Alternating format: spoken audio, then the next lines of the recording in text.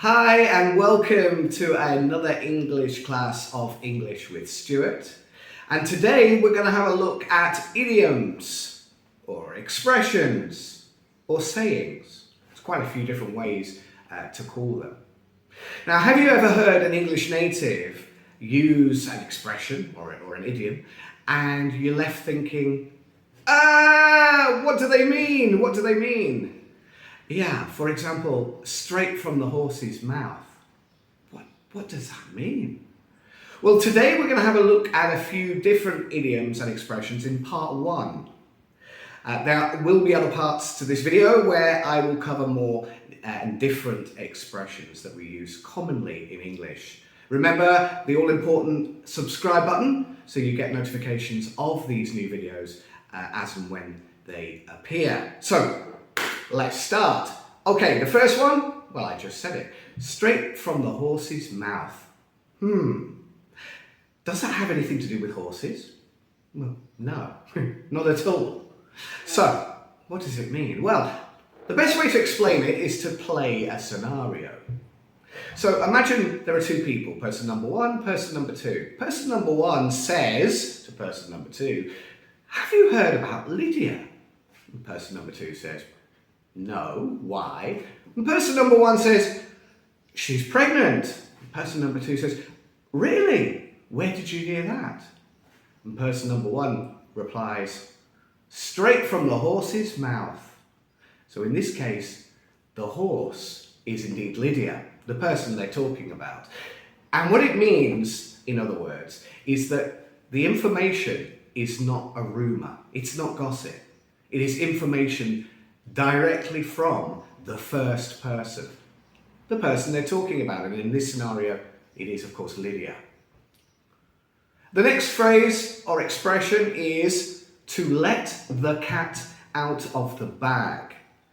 Well, I can safely say that no cats are harmed or hurt in this expression at all, because there are no cats. And there's no bag.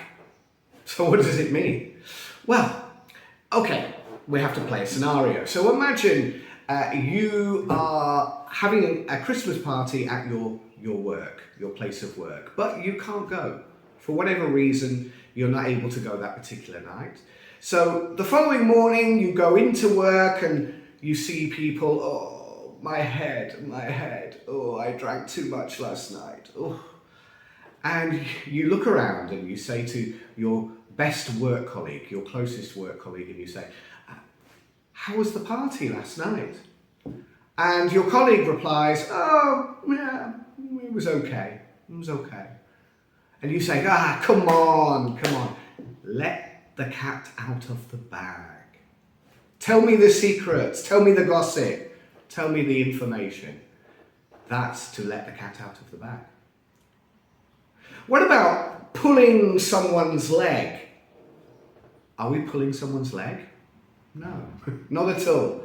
We're not pulling anyone's leg at all. But it's an expression that is commonly used in English. And again, the best way to explain this is to create a scenario. So let's have a look. Okay, so imagine I have a friend who is bald. He has no hair. He's bald.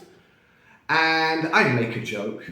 We're having a drink with a group of friends, and I make a joke about him not having any hair.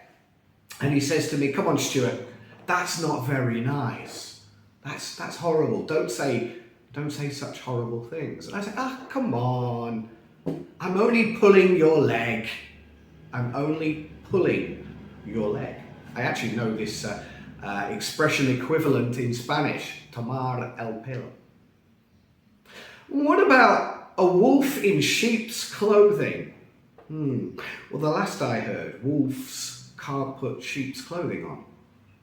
In fact, I don't think there is anything. Sheep's clothing may be something you make from wool, which of course is the product we get from sheep, to use in material, wool. But no, a wolf in sheep's clothing, you have a wolf, often considered to be a unpleasant creature, an aggressive creature, and then you have the sheep who are calm and relaxed and happy, and you have the wolf pretending to be one of the sheep. So it means that you have a group of people that are all nice and friendly and happy, no bad intentions, and then you have this one individual who behaves like the sheep, but in fact has bad intentions. He is a wolf in sheep's clothing. Don't trust him.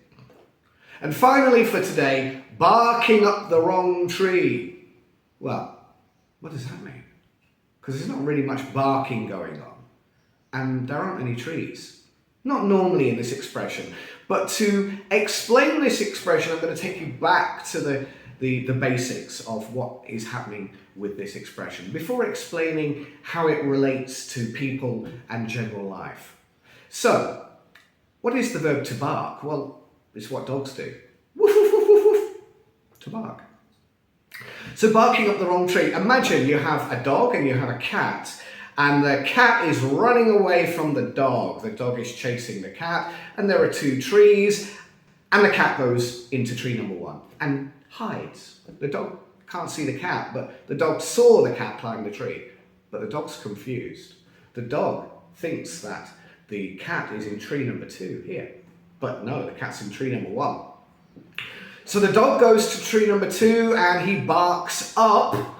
He's looking up, woof, woof, woof, woof, woof, barking up the wrong tree. It's not the correct tree. So, okay, how does that really relate to life in general? Well, if someone says you're barking up the wrong tree, what they're trying to say is that you have made the wrong conclusion.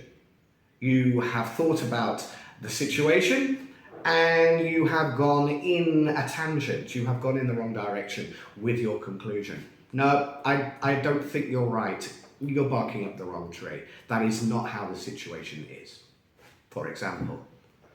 So I hope those expressions or idioms helped you today. And stay tuned for more expressions and idioms coming very soon. Remember to click like, share and subscribe, because by clicking subscribe, you'll be notified first of the latest videos. Thank you for watching English with Stuart, and I will see you again very soon.